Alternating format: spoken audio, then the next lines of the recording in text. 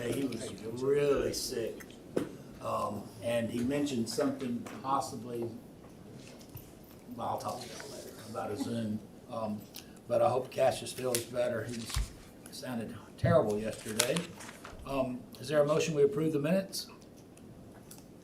Motion. Second. Whatever. Motion second, all in favor say aye. Aye. Minutes approved. Okay, we've got 4 departments to hear from today, starting with you, Mr. Junkin.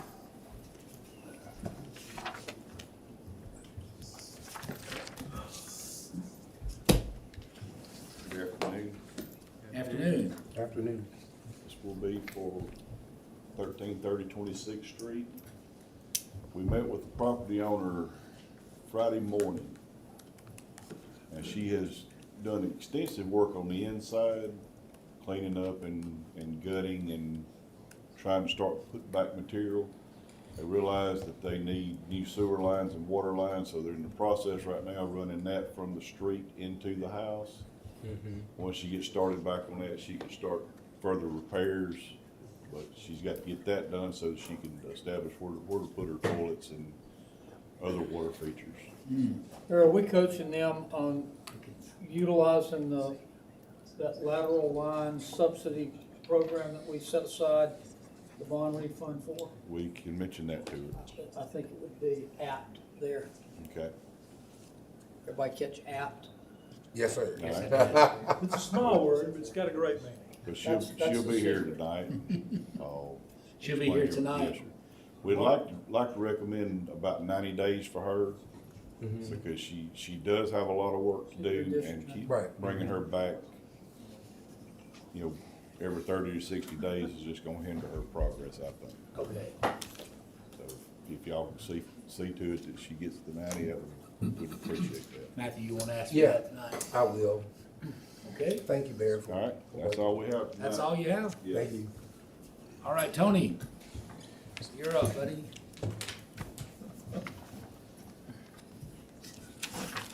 And I like that bow tie. Thank you, sir. Good dapper. Good afternoon, Council and Good Mayor. afternoon. We're coming back again with Black Warrior Burgers LLC, DBA Grandstand, located at 2209 4th Street, Unit 10. They're applying for a restaurant retail liquor license. They're going into Old Will Hagen's location. They're applying for a restaurant. Retail liquor, yes, sir. That's the only issue on the table. That's mine. That's the only thing I have. Mr. Holmes, is there any reason that would not qualify for a restaurant license? Not that I'm aware of. There is also, in the urban development side, there's also a gastropub application as well tonight. All right, but didn't we delay this? Didn't we move this down the road a week or two To this week. last week so that we could address those at the same time? Yes, sir. So They're both today. they're both today, Yes, sir. okay. Yes, sir. Is it currently a gastropub now?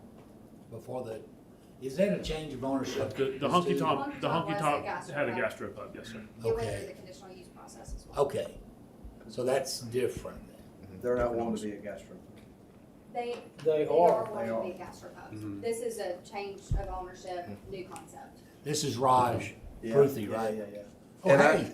and I had the opportunity to meet with him to discuss what he wanted to do with this piece of property. I also spoke to him concerning the challenges that he foresees with his property because of, as it has been stated, the lack of manpower. We spoke about that, and we also spoke about him hiring a security firm to manage the property. And we talked about the gastropub as it relates to what Tuscaloosa wants it to be and how to comply with those rules. And after I have had the opportunity to speak with him, I wanted him to know that I fully support this endeavor. And council, if it's helpful, because I know this is very technical, not just for folks up here that do it for a living, but for people viewing from the outside. Right. If it's helpful, I can go through kind of the brief primer again of Yeah. gastropub versus Please. restaurant versus retail restaurant Right. versus lounge But license. Scott, my question is, are to planning, or whoever, they want gastropub and a restaurant license? So what, here, I can answer that. That's part of my primer, Mr. Fail, because Okay. it is a little bit confusing, because you have two different things. You have alcohol licensure and you have zoning, and I think I got this right last time I said it, so I'll let Ashley throw something at me if I start getting something wrong. So from the ABC board state alcohol licensure side, which we have to mirror, we give them our version of whatever the state gives them. There are really two applicable options here. They can be a restaurant or they can be a lounge. And so the reason why most places would want to be a restaurant, just directly off the front, is if you're a lounge, no person under 19 is allowed inside. And so you wouldn't be able to go to, I took my son to Will Hagen's on a Saturday for lunch years ago. On the UD, on the zoning side, you can be one of three things. You can be a bar tavern, which would typically have a lounge license. They're only permitted within certain areas. There's only so many within certain numbers of block faces in certain areas, and lots of regulations as far about where bars and taverns can be. They could actually be a bar or tavern at this location, is my belief. But they want to be a restaurant. Now, what we have done with gastropubs is that what gastropubs can do that restaurants cannot is, let's take old Will Hagen's, how they used to operate, for example. At 10 o'clock, there's not a whole lot of business for folks just coming in and getting a hot dinner. There is a whole lot of business for folks that may want to come in, play pool, see a band, drink alcohol. And the owners of those establishments probably wouldn't want 17, 18-year-olds coming and hanging out. And so they can restrict it to 21 and up. You've got to be old enough to drink a beer if you're going to come in here. And we will allow that after a certain time, after 10 o'clock with a gastropub.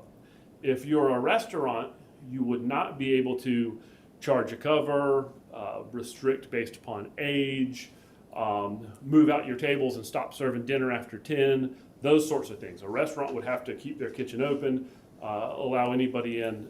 And so this just kind of allows, gastropub is the legal zoning avenue where we allow someone to operate more like a bar after 10 p.m. as long as they meet all the other criteria, which is serving lunch at 11, yada, yada, yada. So two that things helpful? will come to us tonight. First, an approval or lack of on licensing as a restaurant. Yes, sir. And then the approval or lack of on a gastropub. The conditional use of the gastropub, yes, sir. And from a technical aspect, I believe if the council approved the restaurant retail liquor license, but denied the gastropub, the owner would be able to operate a restaurant with the zoning rules applicable to a restaurant location.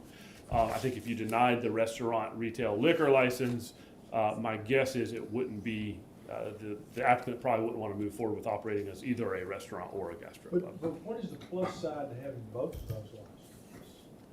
But what, I mean, are we gonna vote on a gastropub and a restaurant license? yes, sir, because the gastropub is the zoning side. Oh, okay. And the restaurant I license see. is the state side. I got it. So it's not- And this is something we've had in the legislative Right. agenda for several years, and you'll see again, when we discuss the legislative agenda, that we have asked the state, it would be helpful if the state came up with some sort of state licensure where they could license someplace like this versus saying, okay, you're a restaurant or you're a bar. So Scott, is a gastropub a license or an ordinance? A gastropub is a zoning definition. Thank you. And a conditional use approval that the council is choosing to,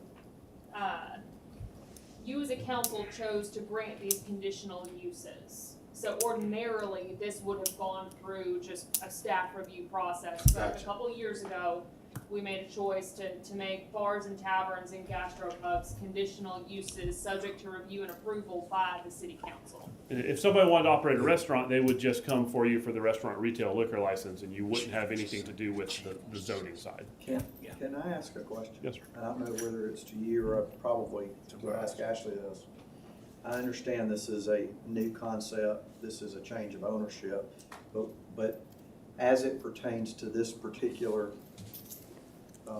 location, where it is, have we had any issues with this facility with the previous owner, or just, I mean, where are we on, I mean, I'm curious about that. I don't think we've Chief had speak to anything that. at that location, but we all know we've had Yeah. 17 shot a block Right, down the right down the street, 5 street, shot, a kid killed with a knockout blow from a bouncer a half block away, and that's just off the top of my head. The last location, that concept never took off.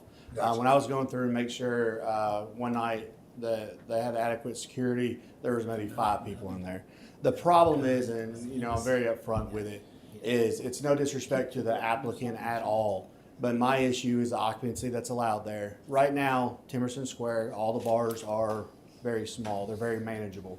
I'm not saying we won't ever have an incident, because nobody can ever tell if we will or not. But you are increasing the chances of that. If that's just a restaurant, man, I'll go eat there anytime. But when it turns into a bar, and I want to be very clear, that's what it's going to turn into. We get so many phone calls from y'all saying, hey, go fix this problem. Go fix this problem.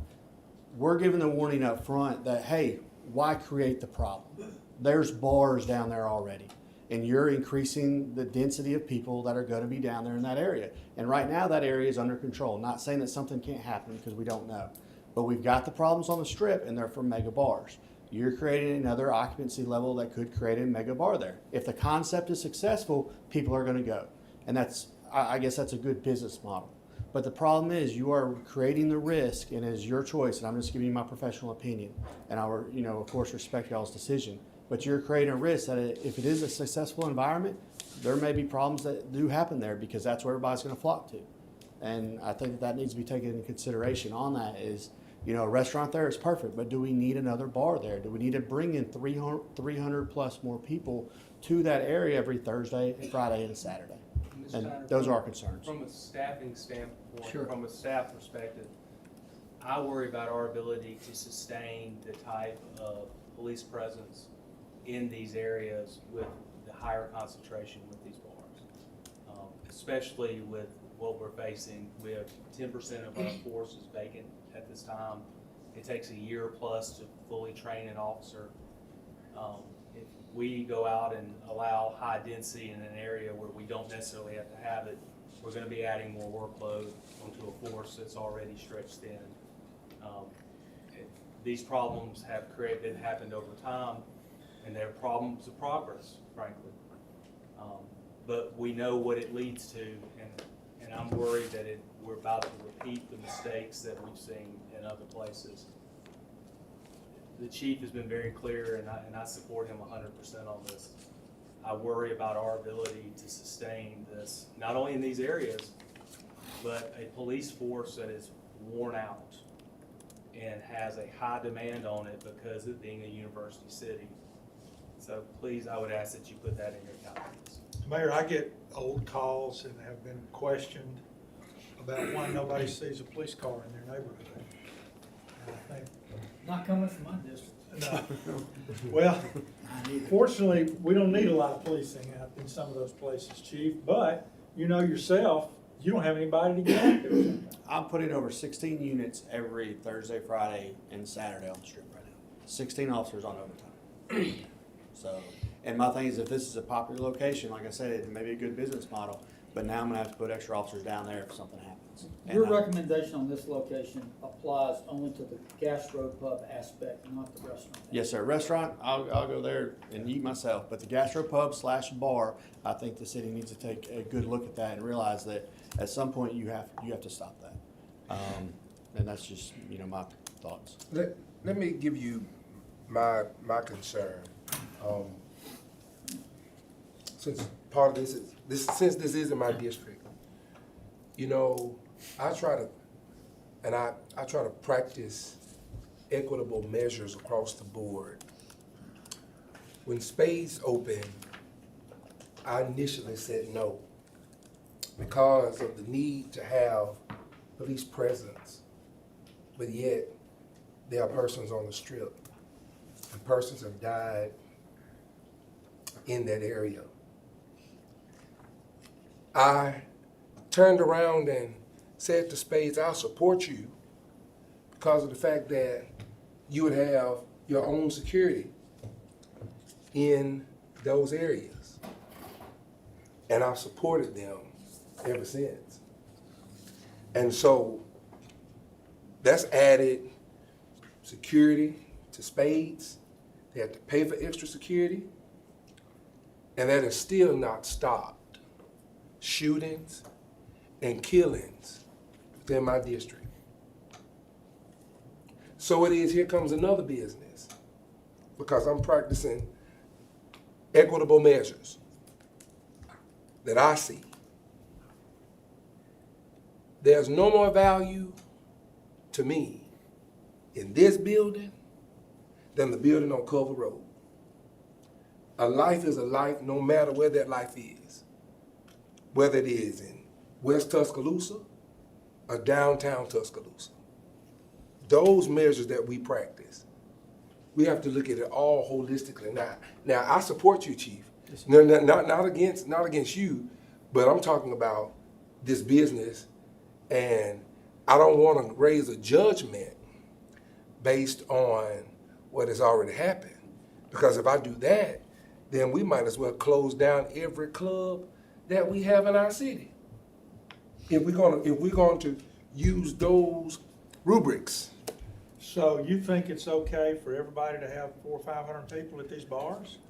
I believe in using the character of the individual who has demonstrated quality of care, a good business model to be worthwhile used in our city. Let me address your points. Yes, sir. One, I think in terms of Spades versus this particular application, is Spades is not in a higher concentration of existing bars and restaurants and service of alcohol. But is it people? But people don't walk. No, I would, Mr. Wilson, I would say there's a difference because there's a higher concentration of people using and having availability and access to a number of bars and taverns and restaurants that serve alcohol. But Walt, if you look at the location where people were dying and when I came and gave. And I think that gets to my number two. Okay. If you don't mind, Mr. Wilson, Go the ahead. second part of that is when we have higher density and concentrations of individuals in the university and downtown zone, you're talking about tens of thousands of people. And so we're having to place additional police assets that should be in West Tuscaloosa and in parts of our city that need extra police protection. So the equity is really an equity, it's really an inequity to your constituents, because we should be providing more police assets that we're having to place in these entertainment districts, because there is that higher concentration of bars in these areas. We're trying to undo that as a matter of policy so that we can provide more police officers in your district, in Mr. Bell's district, in North Tuscaloosa.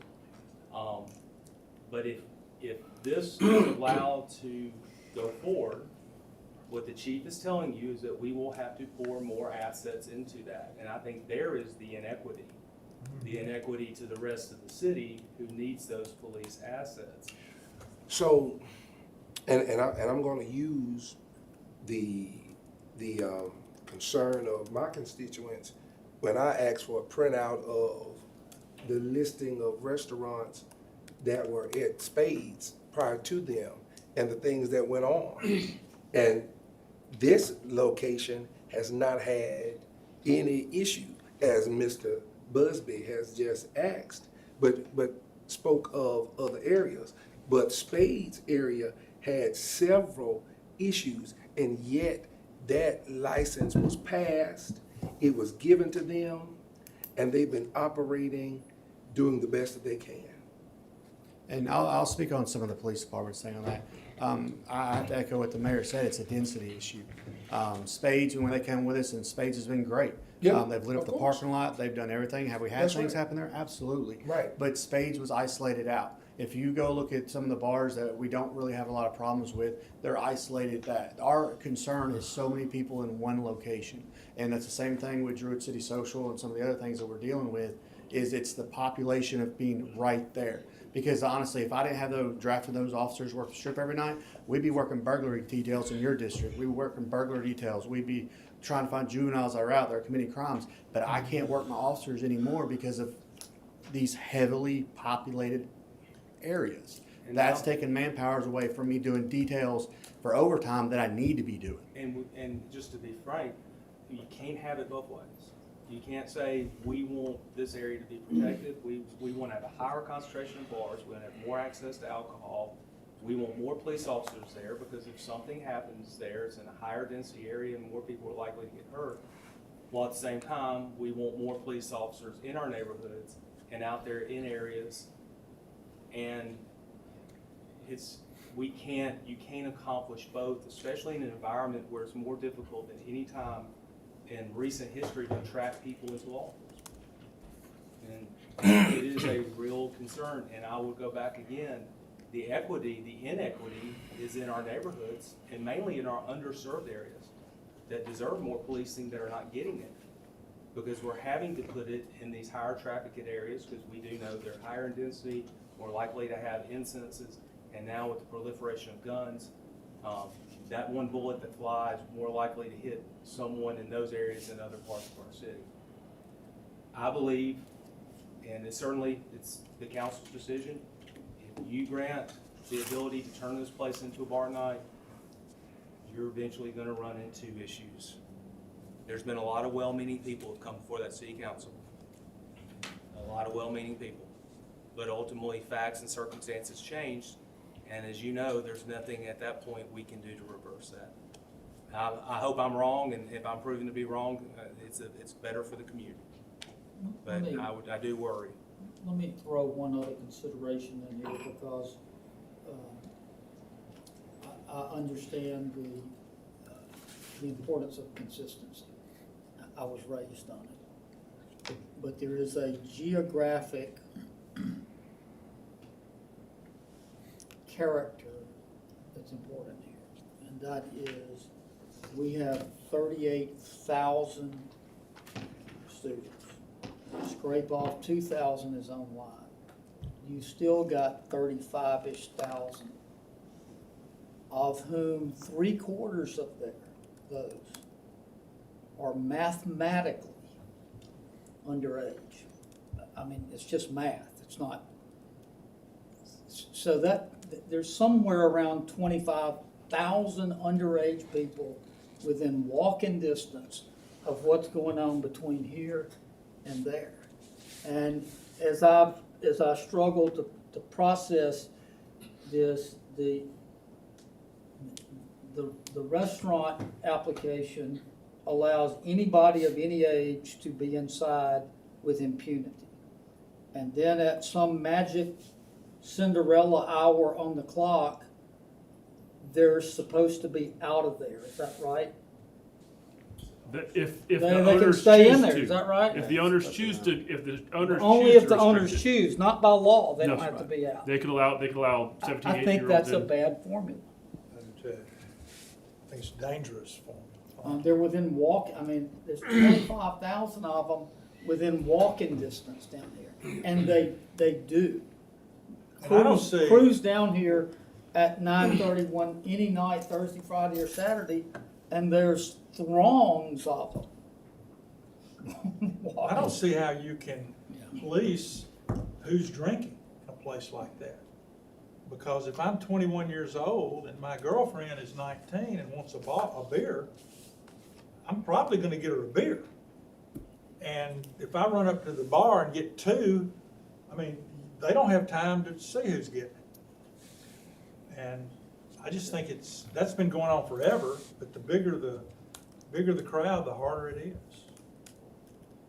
One of the things that I keep coming back to personally is we don't make the rules on how the alcohol licenses are handled, correct? State makes those rules, correct? But if there are issues that we would like to address as a council on these gastropubs, we can change something else, we can add something to it. We can tighten up something, we can do something different, because the business guy, the small businessman in me says that if somebody wants to take a risk and they want to go into business for themselves, and they're trying to play by the rules that we all have set, council with the mayor and the administration, we're the ones that have set these rules, then the guy ought to be able to go into business for himself. But the other side of that is you've got some very troubling situations that, is there anything we can do to address that, to hold a good business owner's feet to the fire?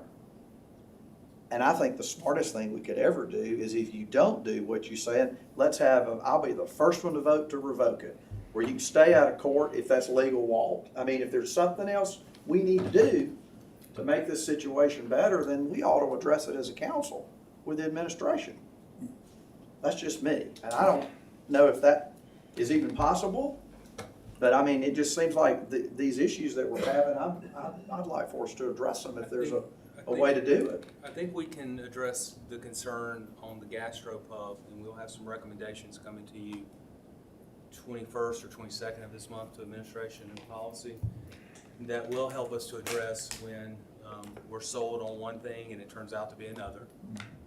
And that will only apply to the zoning. The licensing, as Mr. Holmes mentioned, that is a function of the state. And that have to be changed by the legislature? Yes, sir. But I do think we can address that. I don't believe any of that would apply to this current. That was my next question. Is that something that we would probably need to wait and vote on that as soon as And this we has, know what those are? And the concern that I have, and I know that Chief has in talking with him about this, has nothing to do with the owner or the applicant. It has to do that the situation that we're in. We've seen what the NC has done in the Strip area. We don't need to repeat that in the downtown area, and I feel like we're on the pathway to doing it. And then if we begin to get subjective in this, it creates a whole nother host of problems. So, but I appreciate the council being thoughtful, and I understand there's meritorious arguments on both sides. Thank you. Thank you. Raj, anything you'd like to say? You'll have a chance tonight for the council vote, but anything you'd like to say now? Okay. Yes, sir. It's good. Thank you for being here. Is that it, Mr. Mills? Yes, sir. Okay, Emily? Good afternoon, council. Good afternoon. So I think this has been pretty thoroughly covered. We just have the conditional use application for y'all tonight. I'll give you a full presentation tonight, including their hours of operation and public safety plan, and that will come after the alcohol hearing. Do you have any more questions? Any questions? All right, thank you. Thanks. All right, Ms. LaFoy. You're up, sir. Good afternoon. Good afternoon. This is the North River stuff we brought to y'all 2 weeks ago in front of projects. This is what it looks like now. And this is the proposed plans. They're taking out and replacing 8 new docks, 165 boat slips, 24 jet ski, 2 trams, new seawalls, new gas pumps, and tanks. And then here are some of the measurements and stuff. If y'all got any questions, I'm glad to answer. Where are the trams right? It's where it's real steep there. Instead of having stairs, they put trams there to ride up and down to the Oh, okay. boathouse. Right to the water. People like me and you and Kip. Yeah. Yeah. Are you okay with this? Yes, sir. Okay. Right. I could get down there, but I couldn't get back up. All right, thank you, James. Mayor Maddox? Yes, sir. Anything? Okay. Any other department comments from anybody else at this time? All right, Scott, agenda briefing. Good afternoon, council.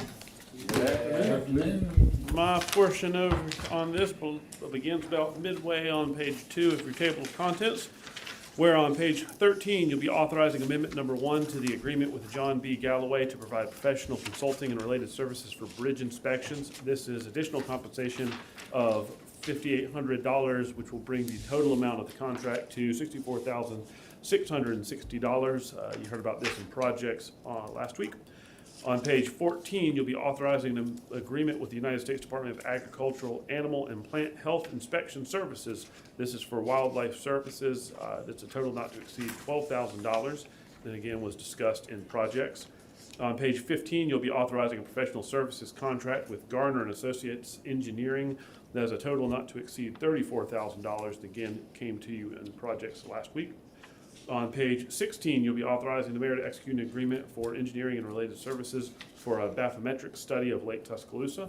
This is a total not to exceed $189,200, and again, came off of projects last week. On page 17, you'll be authorizing a contract with B&J Painting Services. This is a total of $30,858, and again, was on projects last week. On page 18, you'll be authorizing a minor public works contract with Accurate Air Balance Company. That is a total of $5,000 and was on projects last week. On page 19, you'll be authorizing a minor public works contract with Air Tech Tuscaloosa LLC. That is a total of $11,475 and was on projects last week. On page 20, you'll be authorizing a minor public works contract with Patco Electrical. That is a total of $33,102. And is doubled up and will be on projects today. On page 21, you'll be authorizing a disbursement from District 3 Improvements Fund for the Northridge High School Band. This is a total of $3,000 and was discussed in finance last week. On page 22, you'll be authorizing disbursement from District 3 Improvements Fund for the neighborhood bridges. That is a total of $2,000 and came from finance last week. On page 23, you'll be authorizing a minor public works contract with Northport Electrical Supply. That is a total of $9,189 and was on projects last week. On page 24, you'll be authorizing payment of flood insurance premium for the Tuscaloosa County Amphitheater. That is a total of $13,369 and was on insurance litigation last week. On page 25 and 26, you'll be tentatively awarding a public works contract for the 2023 sanitary sewer rehab and repair project to Price Civil Services. That is a total of $879,492.84 and came on projects last week. On pages 27 and 28, you'll be introducing zoning amendment number 1505. This is rezoning approximately 39.85 acres located south of 9511 Highway 82 West, west of 9200 Energy Lane, and adjacent to existing Tuscaloosa County Industrial Park. That zoning amendment will move from R1 to MH, and again, that's just for introduction tonight. On page 29, you'll be setting March 14th as the date for a public hearing to consider zoning amendment number 1505, and that is the zoning amendment I just discussed. Any questions for me? Any questions for Scott? All right, thank you, sir. No executive sessions today? No, sir. Cool. All right, full day of committee meetings, projects, finance, admin, and properties, and of course, council at 6. Tomorrow, Historic Preservation Commission meets at 5, and Police and Fire Pension Board will meet next Monday, the 13th at 9. Any other council members have anything they'd like to bring before the pre-council? Okay, do I hear a motion to adjourn? So moved. Second. Motion second adjourn, all in favor say aye.